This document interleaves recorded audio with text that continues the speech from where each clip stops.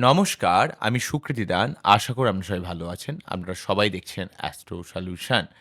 আজকে আমি আলোচনা করব যে সমস্ত তুলা রাশি বা লগ্নের ক্ষেত্রে এই মুহূর্তে এত কেন কষ্ট যাচ্ছে? কি লেভেলে তাদের জীবনে যে সমস্যা যাচ্ছে যে যারা তুলা রাশি বা লগ্নের মানুষ তারা কিন্তু ফিল করতে পারবেন। তো আমি সুকৃতি দান সচরাচরভাবে তুলা রাশি শুধুমাত্র রাশিফল নিয়ে ভিডিও করি।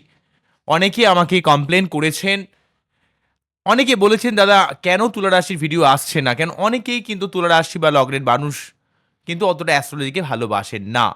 কিন্তু এই মুহূর্তে তুলা রাশি বা লগ্নের এমন কিছু সমস্যার কথা আমি দেখছি যেগুলো অত্যন্ত বিপজ্জনক হয়ে রয়েছে।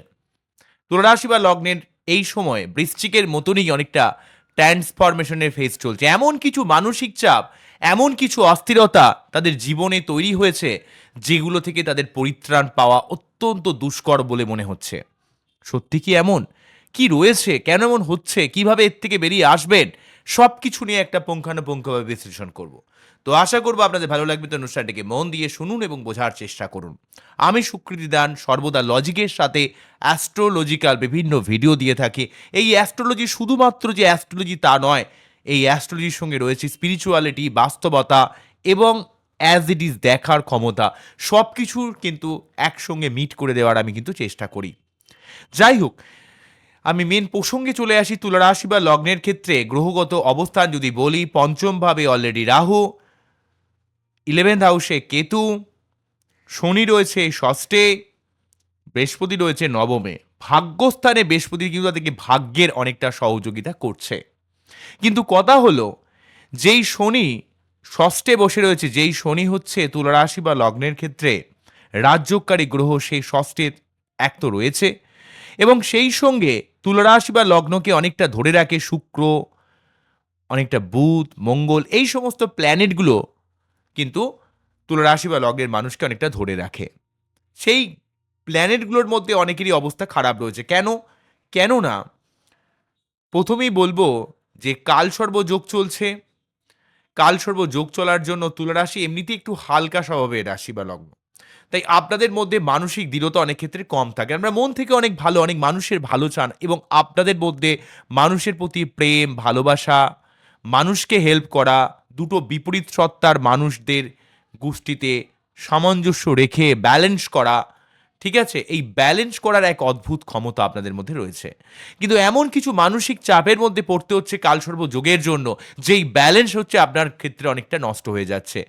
তুলা রাশির মানুষেরা বেশি কষ্ট করতে পারে না, একটু ভোগবাদী মেন্টালিটি রয়েছে।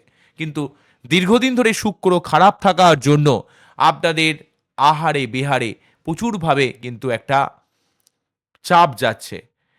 ভালোভাবে একটু যে ভোগ, ভালোভাবে যে সুখে থাকবেন, একটু আনন্দে থাকবেন, সেই আনন্দের জায়গায় বারে, বারে কষ্ট দিচ্ছে। নয় পুরনো সম্পর্ক ভেঙে যাচ্ছে, হয়তো ভুল মানুষকে ভালোবেসে পণ্ডশ্রম করেছেন, এমন এক যন্ত্রণা, অথবা মানসিক দিক থেকে বিভিন্ন চাপ, ইমোশনাল বিভিন্ন টর্চার কালসর্প যোগের জন্য তৈরি হয়েছে। কালসর্প যোগের জন্য আপনার দিক থেকে একটা আনস্টেবিলিটি তৈরি হয়েছে। যেই আনস্টেবিলিটি আপনারা অনেকদিন দেখেননি, এমন আনস্টেবিলিটি। এক তো তুলা রাশি বা লগ্নের মানুষ একটু সফিস্টিকেটেড মেন্টালিটির হন।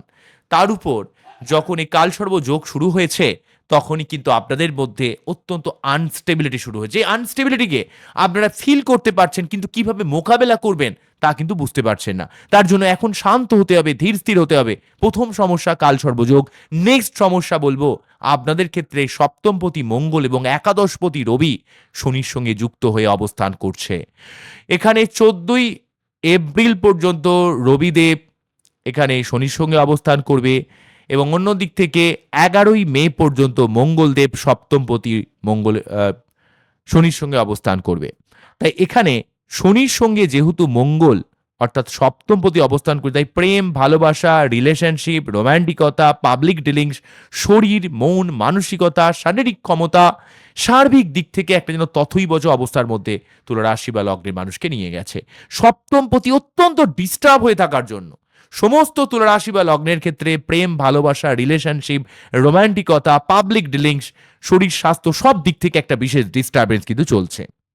এবং মঙ্গল যেহেতু আপনাদের ক্ষেত্রে যেমন সপ্তমপতি, এবং সেই সঙ্গে মঙ্গল কিন্তু আপনাদের আরেকটা ঘরকেও কন্ট্রোল করে, সেটা দ্বিতীয় ভাব, অর্থাৎ অর্থকেন্দ্রিক জায়গাটাকেও কন্ট্রোল করে।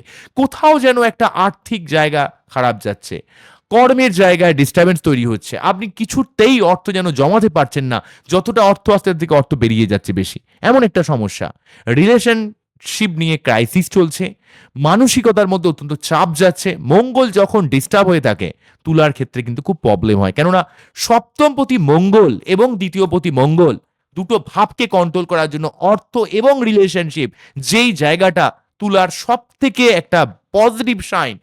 আমরা যতই বলবো যে শুক্রের সঙ্গে মঙ্গলের অ্যান্টি সম্পর্ক রয়েছে, কিন্তু অ্যাকচুয়ালি আমরা যদি শুক্রদেবকে যদি আমরা অ্যাকচুয়ালি মহিলা কারক গ্রহ বলা হয়, সেখানে শুক্রদেবী বলবো। শুক্রদেবীকে যদি আমরা মহিলা কারক গ্রহ বলা হয়, সেখানে মঙ্গল কিন্তু পুরুষ কারক গ্রহ। তাই এখানে পুরুষ মহিলা মানে এখানে আল্টিমেটলি একটা ভালো সম্পর্ককে ইন্ডিকেট করে। তাই এখানে মঙ্গল যখনই ডিস্টার্ব রয়েছে, তখনই সম্পর্কের জায়গায়, অর্থনীতির দিক থেকে, মানসিকতার দিক থেকে, শারীরিক দিক থেকে আপনাদের বিশেষ ক্রাইসিস তৈরি করেছে। মেয়েদের ক্ষেত্রে গাইনোকল প্রবলেম, পিরিয়ড সংক্রান্ত সমস্যা, মানসিক চাপ, ছেলেদের ক্ষেত্রেও কিন্তু সম্পর্ক সংক্রান্ত ক্রাইসিস, এবং কোথাও যেন একটা বিষণ্ণতা আপনাকে ফিল করতে হচ্ছে। অন্যদিক থেকে পঞ্চম ভাবে যেহেতু রাহু অবস্থান করছে, রাহু মানেই কিছুটা পেটের সমস্যা। রাহু মানেই হচ্ছে মাইন্ডকে ফ্যাকচুয়েট করে দেয়, এবং সেই রাহুর সঙ্গে যখনই বুধ যুক্ত হয়ে অবস্থান করছে, যদিও খুব বুধ তাড়াতাড়ি কিন্তু রাহুর প্রভাব মুক্ত হবে। তো বুধ ১১ তারিখে কিন্তু বুধ রাহুর প্রভাব মুক্ত হবে। তো বুধের সাথেও রাহু থাকার জন্য, মানে রাহুর সাথে বুধ থাকার জন্য কিন্তু অনেকটা মিসকমিউনিকেশন তৈরি করেছে। তাহলে একদিক থেকে মঙ্গলের জন্য রিলেশনশিপ বা অর্থকেন্দ্রিক সমস্যা, বুধ রাহু যোগের জন্য মিসকমিউনিকেশন সংক্রান্ত সমস্যা, মানুষ ভুল বুঝছে আপনাকে।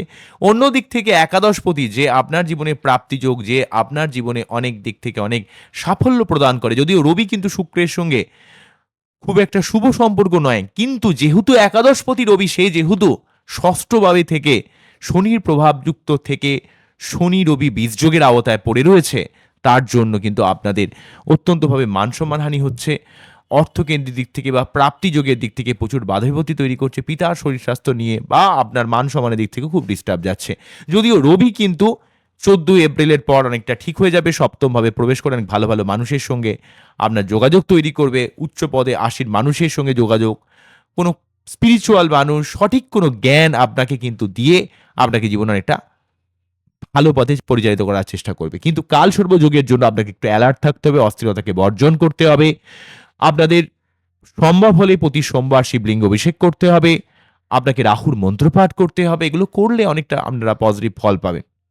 ঠিক আছে? আমি কোন জায়গাটা বলছি বুঝতে পারছেন?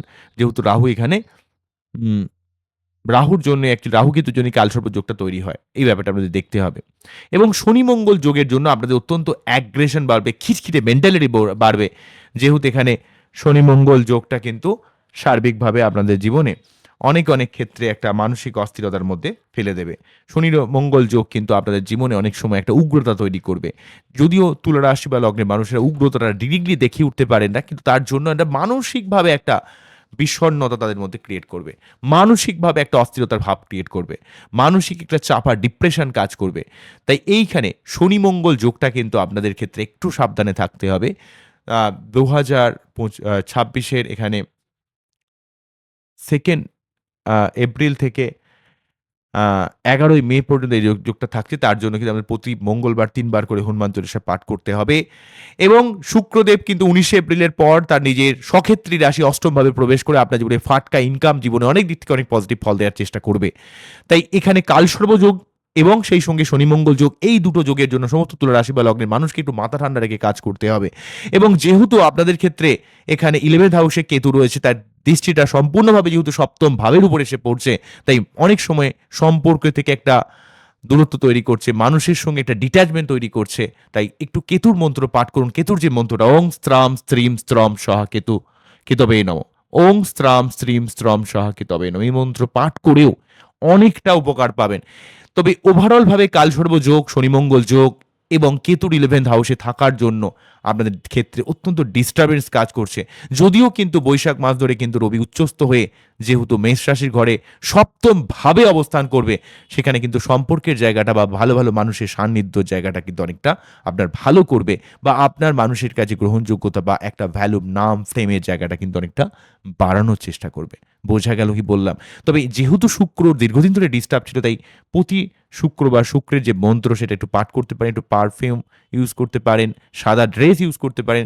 বাচ্চাটি যদি শুক্র কোনোভাবে খারাপ থাকে তাহলে অবশ্যই হোয়াইট জারকন বা ফায়ারিং ওপাল বা ডায়মন্ড পড়তে পারেন। তবে অবশ্যই স্টোন পড়ার আগে অভিজ্ঞ কোনো অ্যাস্ট্রোলজারের গাইডলাইন ডেফিনিটলি ভাবে নেবেন। আজকে এখানেই থামছি। আমার এই টোটাল অনুষ্ঠানটি আপনাদের কতটা ভালো লাগলো, কতটা মনকে আপনাদের নাড়া দিল, তা অবশ্যই আমাকে কমেন্ট সেকশনে জানাবেন। আপনারা খুব ভালো থাকুন, অ্যাস্ট্রোলজি দেখতে থাকুন। নমস্কার, থ্যাংক ইউ।